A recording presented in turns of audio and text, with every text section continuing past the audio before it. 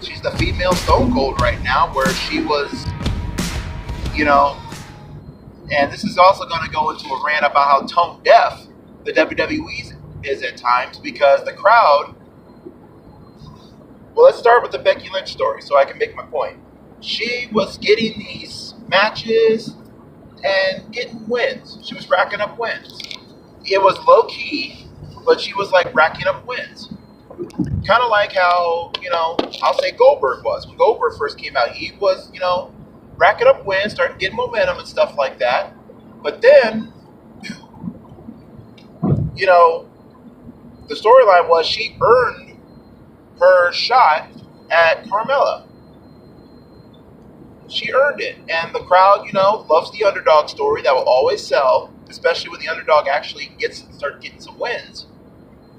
And then what happens? Charlotte, who we hadn't seen in months, out of the blue, who had not won a match of relevancy since WrestleMania, which was like 4 or 5 months earlier, she shows up on one episode, and just because she's there, earns a chance to get the title match, and then she wins the title, and of course we're all gonna, not just Becky, and they're trying like, no, Becky's the bad guy. Like, no, Becky's not the bad guy. And even Road Dogg on Twitter's like, that's the story we're telling, not the story you want us to tell. Like, no, we're not tone deaf here. In the parallels, like you mentioned, Stone Cold Steve Austin. He was the bad guy that we weren't supposed to like. But it's like, sorry, but we're not cool with, we don't like crybaby baby faces. When has that ever worked where somebody just sat there and just cried and cried and cried? Or somebody that's just a plain out loser, the crowd humongously gets behind him. When does that ever really work? Off the top of my head, I can't think of it. Bret Hart started being a freaking whiner all the time. Well, that's when they changed. And that's when, but no, we were still supposed to cheer Bret. But it's like, no, he's whining all the damn time. And Austin is going out there. When he lost, he didn't make an excuse or anything. Or if he did, he just kind of, did it tongue-in-cheek. And he went out there and still kept kicking ass. I think Cody said it best recently on Twitter. Put in the work. And as fans, most of us aren't millionaires. Most of us have a day job. Most of us are clocking in, clocking out, punching in, punching out. We like the working class heroes. And how many of us, I know this happened to me. I'm sitting there working 9 to 5 for a company, and I'm expecting to get promoted. I'm expecting that promotion, and they're teasing me with it. They're dangling the carrot in front of me, and then lo and behold, someone who hasn't been there for months shows up and takes that promotion away from me. That's the same thing that happened on SmackDown when Charlotte won the title. It's the exact same thing. And so you're going to elicit a reaction where, no, we're not going to cheer for Charlotte because she was spoon-fed that title. We're going to be resentful. And yeah, she's a Flair, and we're supposed to revere the Flairs. And she's a great competitor, don't get me wrong. This is not a shot at Charlotte, but the way they booked it, that's booking 101. You made us dislike her because you made it easy for her. The world champion is not supposed to have an easy path. It's supposed to be a difficult path. It's not supposed to be given to like a paper champion. You're supposed to earn that. Not to mention the fact that in wrestling, we always want something new. In WWE's women's division, with the exception of Ronda, because she was already an established star, let's be honest, the divisions on both brands have revolved around 2 people, Alexa Bliss and Charlotte. Yep. All they had to do is switch brands, but it's always revolved around those 2 people. And you get tired. He's like, okay, I want something new besides the same people all the time. And every time, it's almost like the John Cena syndrome, or how we gotten it with Braun Strowman and Roman Reigns, where it's like, you think you're building up a new face, but you're just building them up just for the same person that Vince has already said, that's my person, that's my face, blah, blah, blah, blah, blah, just for them to beat them. That's what happened with Braun Strowman. Braun Strowman, gaining all this momentum and stuff like that, only for Roman to keep beating him. And then look at what happened with Asuka. Yeah, Asuka, was built up as the beast in NXT, and I'm sorry, but I'm convinced she was just built up just for Charlotte to beat her. Then you didn't give a damn what happened to her. And then I read a report recently. The reason why she was included into the triple threat match is the reaction that she got when they were looking for a replacement for Becky, and how the live crowd reacted to Asuka potentially being the replacement is what made Vince think, hey, maybe we should start putting more stock back into Asuka. Now, I'm going to say this, and I'll probably be the bad guy for saying it. I love the pairing between her and The Miz.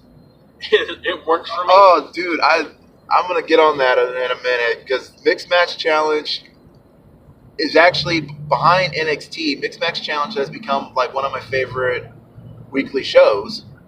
Well, WWE wise, it's that I make sure I go out of my way to watch NXT and Mixed Match Challenge, because that one you can just tell they're just having fun. Yeah. It's relaxed. It's not overly scripted or anything like that, and they're just having fun. I mean, I don't remember the last time I watched it and busted out laughing on purpose. Yep. Then it was a match between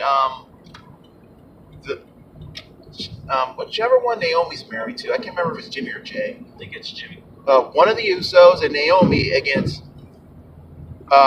Styles and Charlotte tried to twerk, because Naomi got the booty to twerk. Sure. Charlotte tried to twerk, and then but she stopped, and if you freeze frame her face, she's like, I fucked up. And then she threw her hands up, and I was like, oh, that's the funniest crap, because she just knew, yeah, this didn't work for me. What I like about it the most, in being a content creator, I always look at the new avenues that established brands are starting to interact with. And so you see the WWE has their own network, which is great. I mean, that's where you can find the majority of their content at. Then you go to USA and watch Raw, and in the future you'll be going to Fox to watch SmackDown. But then you've got this amazing little thing, this Facebook only mixed tag team thing. It feels so out of sorts with the WWE, because it's not atypical of what you would expect from WWE programming, but it works. And I think it works also because I don't know what their viewership is like, but they're putting something out there that's like WWE light, and it's a little bit more fun than, say, the typical program. And what a great way to lure new eyeballs to the product. If you're watching, R-Truth and Mela, flossing in the middle of the ring, bringing kids out in the middle of the ring, I mean, that looks like fun. It just looks fun to me, and I imagine that for someone who just happens to stumble upon it on Facebook and says, "Hey, look at this cool new wrestling."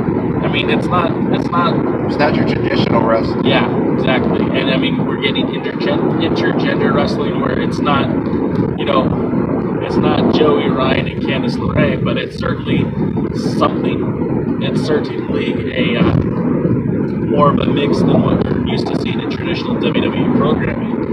I think it's a lot of fun, and I think it's very creative the way they did it, and I kind of hope that they do something more with that. And if we were in a PG era still, could you imagine the hardcore title being on Facebook Live, and instead of it having a set time, right, it just happens whenever, so that all of a sudden, if WWE goes live at 4 o'clock in the morning on, in New York, Crash Holly's going to try to defend that hardcore title again. I think that would have been a lot of fun too. Yeah, that would have been hysterical. I think actually, because I don't listen to a lot of podcasts, but I do go out of my way to listen to Bruce Pritchard and Eric Bischoff, basically Conrad Thompson shows. Yeah. And he mentioned something about that, if the hardcore title existed today, he mentioned something, or to that extent, where the social media on that today would be hysterical. So getting back to the women's wrestling in general, we jumped around from Impact Wrestling, talked a little bit about NXT, Raw, and SmackDown. What do you see? I mean, look, even the NWA recently brought back their women's championship. What do you see happening? They put the baddest bitch to get on it. Well, and the crazy thing is, right? So Tim Storm was the last NWA World Champion. Okay, Mad Dog Mike was the last North American champion, or Mustang Mike, excuse me.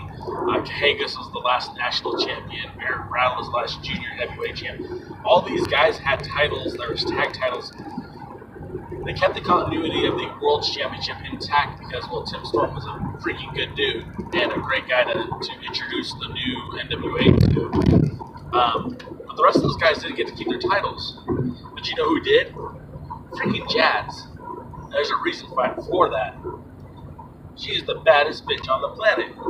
And I can say that because that's your tagline. I'm not calling her a bitch. She's a wonderful lady. Better in person, she's delightful. Hey, I'm just reading the tagline. I'm not going to call her that. The way she beat Penelope Ford at the 70th anniversary was Chico. It was brutality at its most brutal. It was rough. It was almost painful to watch. And I think that's kind of the delightful thing about women's wrestling in general. It's moving away from, it's just a wrestling match to it's starting to get more. It's an attraction. Yeah, more. It's not a side attraction. It is the attraction. And it's more realistic. We're seeing competitors who are more realistic in the ring. And, we don't have, I don't want to disparage any names, but we're a long way away from the Divas title. We're a long way away from that style of wrestling where it's more athletic, it's more scientific. Yeah, it's like it's a more stronger style of wrestling without That's the best way to put it. Would be, for me, it's a stronger style because even though WWE likes to rewrite its own history, there was a few diamonds in the rough when it came to that Divas division that they want to overshadow, or for whatever reason, like Victoria, or like Melina. They acknowledge Beth feelings, and even AJ Lee, came in, right towards the end with that. But there was, like I said, a few diamonds in the rough. Like, there was a few girls there that I think, given the training that they had, the opportunity and everything like that, I really liked Eve Torres. And,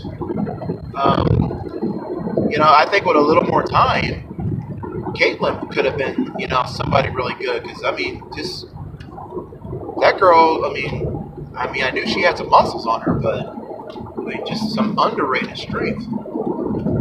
And, just like I said, they just kind of came along at the wrong, I don't want to say the wrong time, but those were some diamonds in the rough during the post Lita Trish era.